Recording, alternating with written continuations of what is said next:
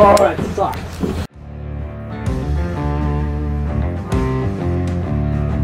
I'm Chris Meyer.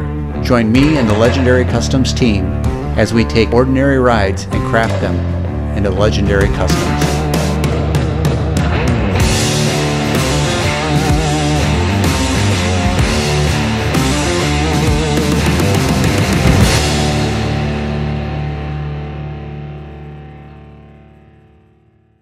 Okay, start off where the other one left off. Guys have the rear end all tacked in, ready to go. We have to figure out how to put in a semi-hidden hitch down below because he would like to tow things with this truck. What we decided to do is on my 63 Buick LeSabre, the license plate used to fold open so you can fill it up with gas. The gas tank filler was behind the license plate. So what we're going to do is build a frame for the license plate to be hooked to.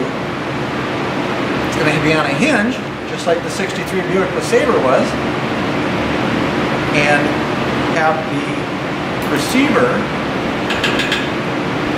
part of the back frame. So then the hitch will come right through here, pull the license plate down, hook up your trailer. When there's no trailer on it, the license plate will come up. You won't even know this has a hitch on it. Crown Vic, you're not going to be pulling around a 4,000-pound trailer. I would imagine it's going to be 2,500 to 3,000 pounds, so it's not like we're going to be pulling a car hauler with it. This will get the job done. So that's what I'm marking out. We'll be golden, ready to go.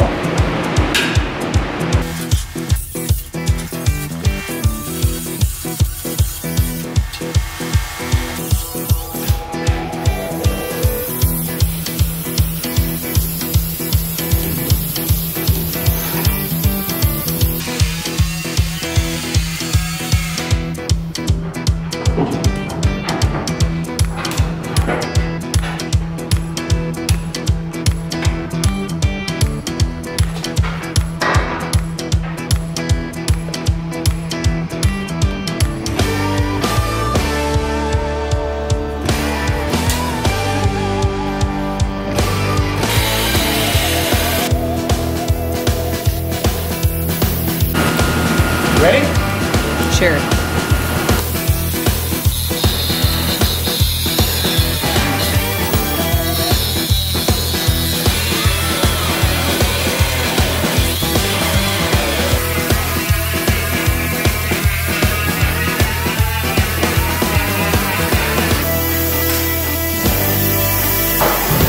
So we'll take the hitch, build it right into the frame. It will come out right there behind the license plate. When you tilt the license plates down, you'll have your hitch. Perfect.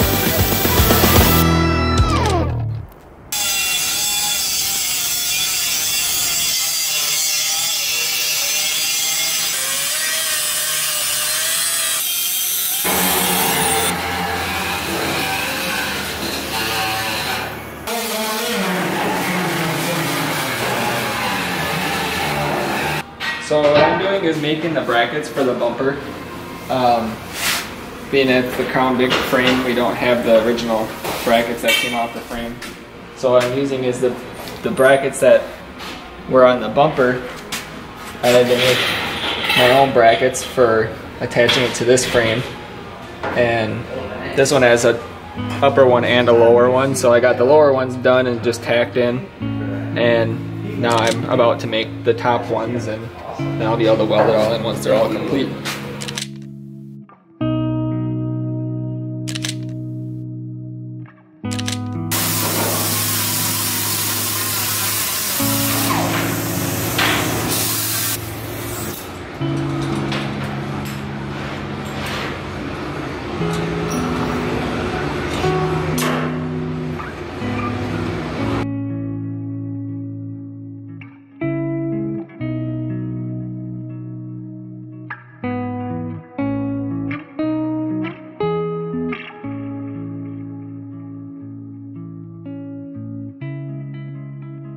All right, tell me what you're working on.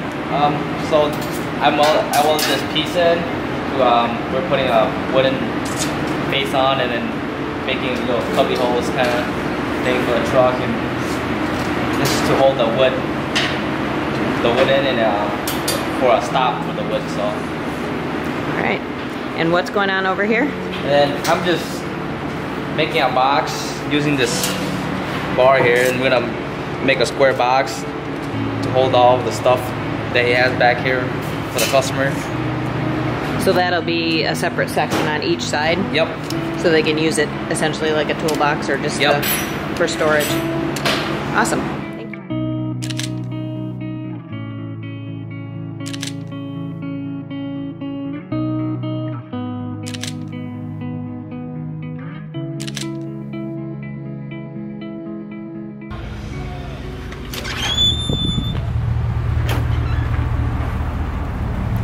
So we're going to be moving this cab, and they need some wood to lift it with. So apparently we're having a redneck moment.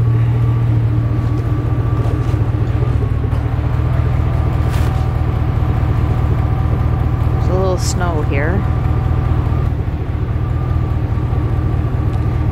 and the wooden cart is buried in the snowbank. Alright, so in Wisconsin we have snow. We need that cart. It's frozen in. We're gonna see if we can take it out. As it snaps in half. That's what he did.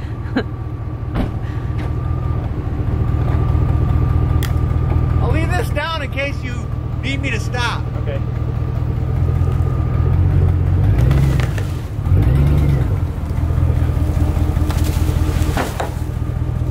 Well, sometimes crazy works.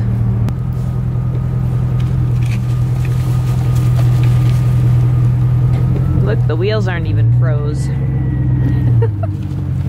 Yeah. Okay. Is there somewhere where you can put that camera? And we can use your body to move carts? Maybe.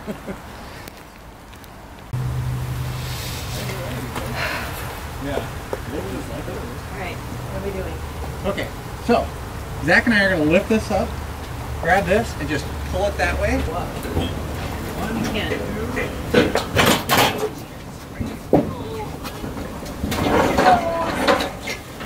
Hurry! Hurry! This one, I'm never going to get it under because... We'll go to you then. Because you're... Yeah, let's just say.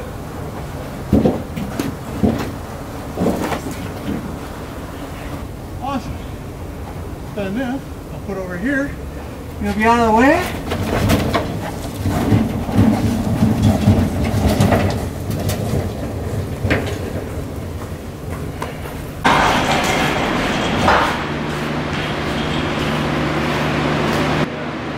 Take these off. Put tabs on wherever it needs to be. Let's roll it underneath, see where it ends up. Probably take these off. This was set up for the 29 to 34. Awesome!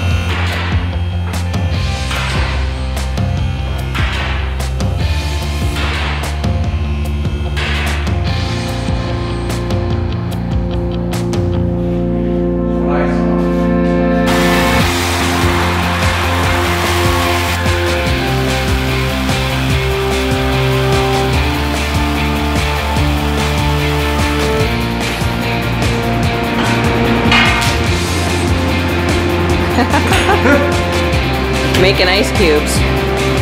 Flip the blade when we were cutting.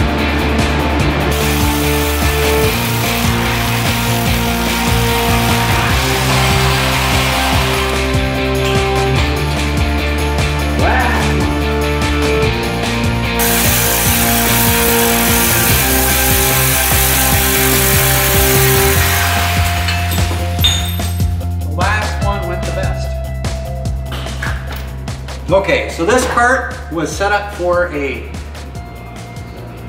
late 20s, early 30s Ford.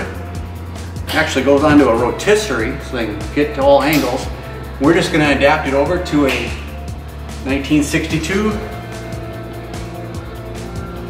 Ford unibody. So this should work out sweet. Clean up these a little bit and get on what we need to get on.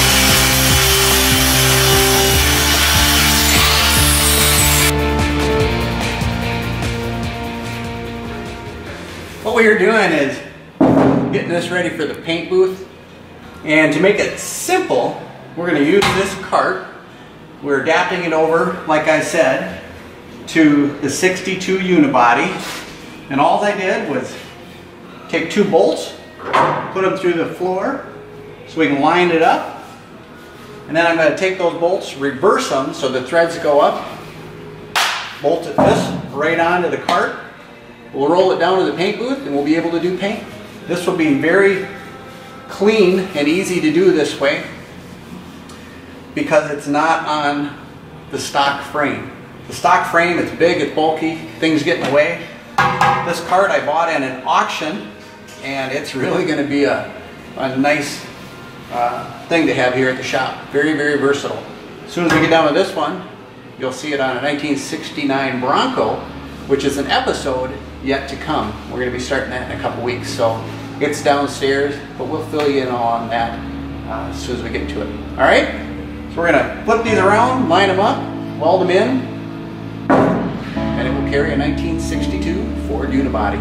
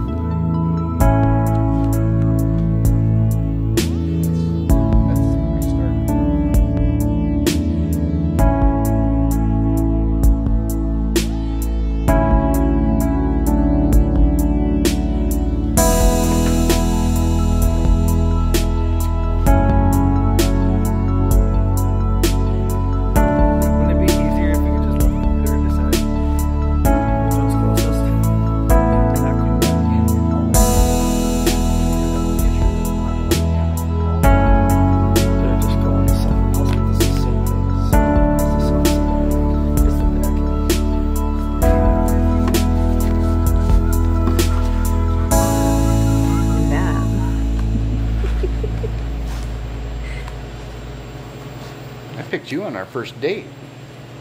How'd that happen? That was a lot easier, Chris. There was only one. Last week you saw me do the spray out of the red at our shop. Now we're up here with Matt at Rags looking at all of the different vinyls. We went through many different books, and basically where we ended up was the exact same place where we started. The color that we're going to go with is Torch Red. We're going to go with the solid, with the leather texture, and then perforated. So Matt and I have decided a little bit about what we're going forward with the design of the seat. It's going to be a bench seat with, kind of like the 55 Chevy, with a bucket style. So it's going to cradle you a little bit better than just a flat bench seat. So anyway, we're here with Matt, figured everything out, and he's ordering up the materials, and when we start, we'll bring up the camera and let you visit in on how it's going to be put together and make it real quick, and you see that step of the process. Thank you.